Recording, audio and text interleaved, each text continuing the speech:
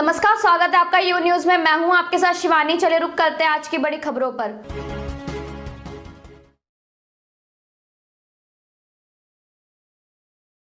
पूर्व सांसद और जाप प्रमुख पप्पू यादव ने केंद्र और राज्य सरकार पर जमकर बोला हमला। खगड़िया पहुंचे जन अधिकार पार्टी लोजयूरोप के राष्ट्रीय अध्यक्ष और पूर्व सांसद राजेश रंजन उर्फ पप्पू यादव ने बिहार सरकार और केंद्र सरकार पर जमकर हमला बोला है। उन्होंने कहा कि केंद्र सरकार को बिहार की जनता से कोई मतलब नहीं है। सभी बिहार में किसी तरह चुनाव कराकर फिर से जाति पार्टी के नाम पर सत्ता में कैसे आया जाए उसके जुगत में लगे हुए हैं। चुनाव के कारण बिहार सरकार ने कोरोना जांच बंद कर दिया ताकि पॉजिटिव केस पता नहीं चल सके और चुनाव करा सके। जब मुख्यमंत्री नीतीश कुमार के घर में कोरोना पॉजिटिव केस निकल गया, उनकी भतीजी और कई गार्ड संक्रमित हो गए, साथ ही बीजेपी कार्यालय में सैकड़ों नेता संक्रमित हो गए, तब फिर से इनको कोरोना जांच नजर आने लगा। अभी बिहार में हजारों लोग बाढ़ की विभीषिका को झेल रहे हैं। कई बांध टूट गए हैं, लोग घर से बेघर हो गए हैं, फसल की भारी क्षति हुई है। लेकिन सत्ता और विपक्ष के कोई विधायक और सांसद उनका हाल जानने तक नहीं गए हैं। उनको लगता है कि जाति और पार्टी के बल पर पुनः जीत ही जाएगी, तो क्या जरूरी है अभी परेशानी मोल लेने का। लेकिन इस बार जनता सबक सिखाएगी। बाढ़ को लेकर आखिर कब तक नेपाल को दोषी ठहराया जाता रहेगा। हर तरफ लूट मची है, पूरा सिस्टम फेल हो गया है। प्रेस कॉन्फ्रेंस में जाप किसान प्रकोष्ठ के प्रदेश अध्यक्ष सह पूर्व नगर सभापति मनोहर कुमार यादव, युवा शक्ति के प्रदेश अध्यक्ष नागेंद्र सिंह त्यागी, जाप जिलाध्यक्ष कृष्णानंद यादव सहित कई नेता और कार्यकर्ता शामिल हुए। 5 महीने हो चुके हैं और इनके पास 900 वेंटिलेटर भी अभी तक नहीं है। 20,000 लोगों की जांच की बात ये करते हैं। कल तक इनके पास आइसोलेशन वार्ड नहीं था, बेड नहीं था। डिप्टी कलेक्टर बेड के चलते डेथ कर गए। भागलपुर में अश्वनी चौबे के जिला में दवाई के दुकान पर पॉजिटिव केस वाले व्यक्ति मर गए। मंगल पांडे के क्षेत्र सिवान में पॉजिटिव केस वाला एक व्यक्ति रोड पर भर्ती होने जा रहा था, गिर के मर गया, कोई उठाने वाला नहीं था। आरा में यही स्थिति हुई। कटिहार में वेंटिलेटर के अभाव में डेथ कर गया। तो जब आप प्राइवेट नर्सिंग होम को कहते कहते थक गए, लेकिन कल से पटना में कुछ प्राइवेट नर्सिंग होम को कुछ बेड का रिक्वायरमेंट लिया है गवर्नमेंट। 20,000 जांच के बाद जब आपके पास IGMS में आपने बंद कर दी, सर्जरी बंद कर दिया, आपके पास PMCH में कोई व्यवस्था नहीं है, NMCH में कोई व्यवस्था नहीं है, और एम्स में सबसे ज़्यादा किट्स की, बेड की दिखते हैं। तो सुशासन बाबू, जांच हो ही नहीं रहा है।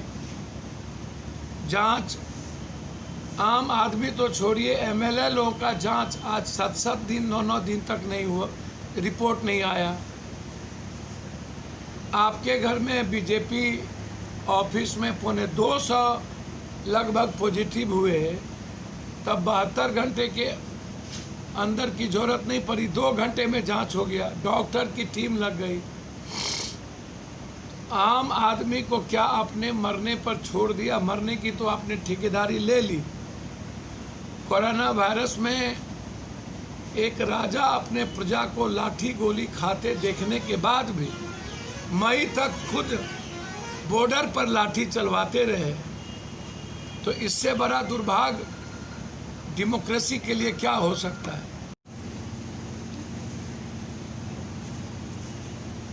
अभी तुरंत लगभग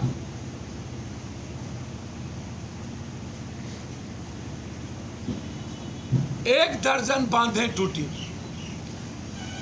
70 घाट की बात छोड़ दीजिए,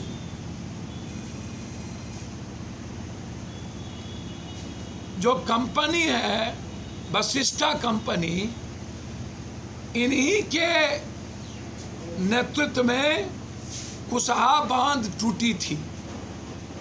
इंक्वायरी हुआ था। वशिष्ठा कंपनी को 400, 300, 500 करोड़ का काम नेताओं ने, पीडब्ल्यूडी मिनिस्टर ने क्यों दिया? 30 करोड़ 40 करोड़ का काम करने वाला हैदराबाद में उनको यहाँ काम क्यों मिली? और 8 साल लगभग उस पुल को लगातार एस्टीमेट बढ़ा के बनने में देर क्यों हुआ? 8 साल के अंदर जो पीडब्ल्यूडी मिनिस्टर है उसकी संपत्ति की जांच, वशिष्ठा कंपनी पर एफआईआर,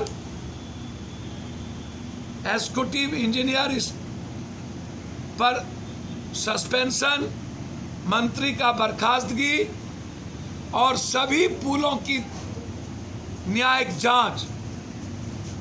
कौन कौन लोग पैसा लिए? 264 करोड़ के में 64 करोड़ का काम हुआ, 200 करोड़ नेताओं के घर में गया। यह कंपनी जब ब्लैक लिस्टेड थी तो कौन इसके पीछे आका है? आपने सिंचाई को दुधारू गाय क्यों समझा? आप बाढ़ को लगातार दुधारू गाय क्यों समझे? लगातार बागमती, गोदावरी, गंडक, कमला, कनकई, भूती बलान, बलान, महानंदा, केहर, कनहर, आप 13 नदियों और उसके बाद गंगा और सोन,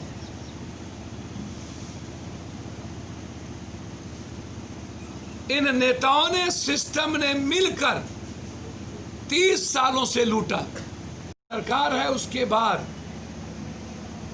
आप 5 महीने से घर में बैठे हैं। एक अन्य मार्ग से आप गायब हैं, एक अन्य मार्ग में आप नहीं हैं, लेकिन आपकी पूरी की पूरी टीम वर्चुअल और डिजिटल रैली में लगी हुई है।